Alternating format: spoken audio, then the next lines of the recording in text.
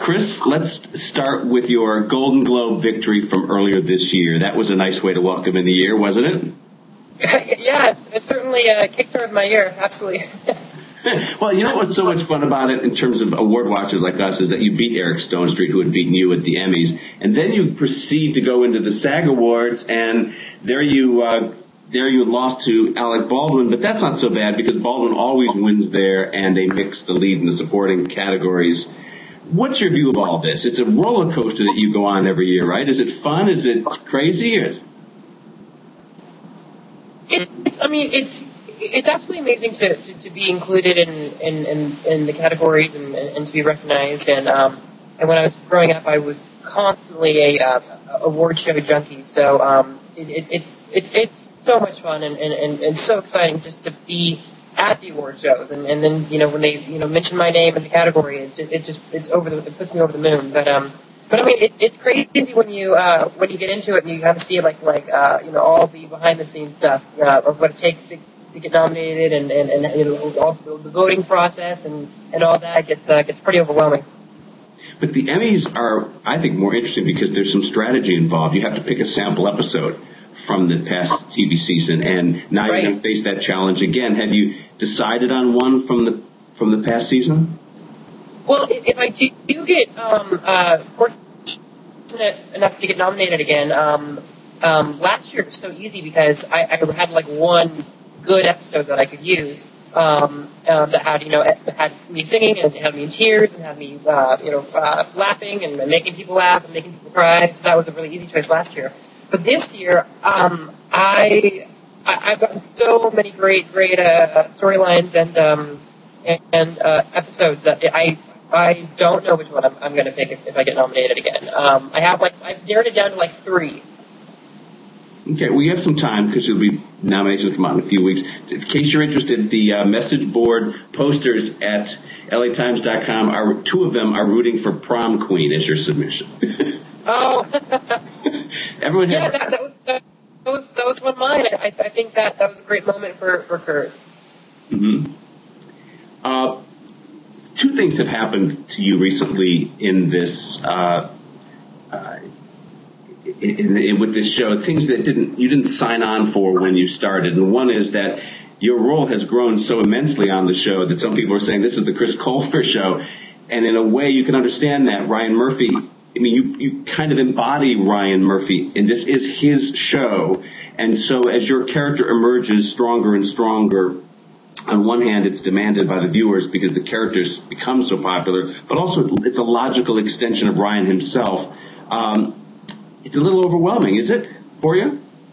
I mean, I enjoy the material, and I enjoy getting, more material. And I definitely, my screen time has definitely probably quadrupled since I started the show. Because I remember I had like 4 lines in the pilot, and then really, became an essential part of the show. And I don't know if Kurt is necessarily seen more than other characters, but I think it's just his storylines are just they're heartfelt and they're gut wrenching and I don't know. He's a voice for a generation at this time, and he's had some controversial stuff happen to him that a lot of people can relate to. So I think that's why people kind of look with it. The other thing that's happened, of course, any sense whatsoever. The other thing that's happened, of course, is that you've become this leader of gay rights, especially for young men, and it's a role that you've risen to quite heroically. You talk about it on talk shows. I saw you on CNN a few weeks ago, and when you were thrown the tough questions like these congressmen who were so negative, your answer was very upbeat and inspiring. Say, yes, I'll shake their hand. Yes, I'll give them autographs for them and their kids. But you didn't quite know you were signing on for that when you began this series. Now that you've assumed this role, what's your view of it? I don't know. I mean, I think. I think a lot of people give me credit that I don't deserve, and I really think most of the credit really does belong with the role that I play on the TV show. Because without that, I mean, none of that type of stuff would be thrown my way, and I think I just try to handle all that stuff that is thrown my way positively, and I've been praised for it. But I would hope that anyone in my position would do what I, try and aspire to do, and just be positive and take the material very seriously, and know that that I am, I'm unfortunately, we kind of live in a world where people forget that you are playing a character, so you do take some representation with you out into the world when you are representing something like Kurt is representing on Glee. There is a lot of speculation now about what happens next for you guys, because you can't stay in high school forever. And Ryan Murphy has said recently on Ryan Seacrest's radio show that he's planning on you guys graduating, and this has got to be accommodated as a plot device. There's been a suggestion that you and Blaine and Rachel will be moving to New York. Do you know if that's going to really happen? Is there a spin-off possibility here? What do you know? I don't know. I don't know what I can. I don't know what I can say on camera with a straight face and what I can't. But I would just tell the fans that don't be worried. That's all I'm going to say, because a lot of fans are worried that the characters are going to graduate and they're going to leave the show, but that's not necessarily the case. So don't fret. No, okay, that's good to know. Let me give you a couple questions from our message boards. There's a poster named AM092 who wants to know if Darren Criss was a good kisser. Oh, God, yes. Yeah. Oh, I didn't mean, oh, God, yes, he was a good kisser. I said, yes, he's a good kisser, but, oh, God, that's always the first question people ask me now. Is it really?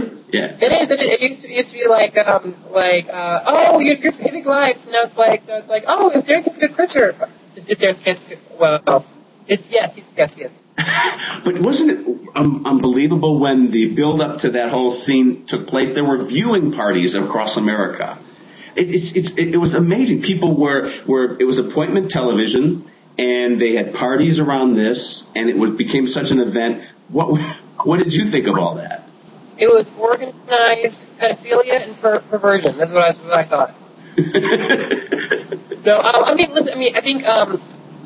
it's a storyline that is very sweet and endearing, and people really, they love Kurt because they've gotten to grow up with him, and they've gotten to grow with him.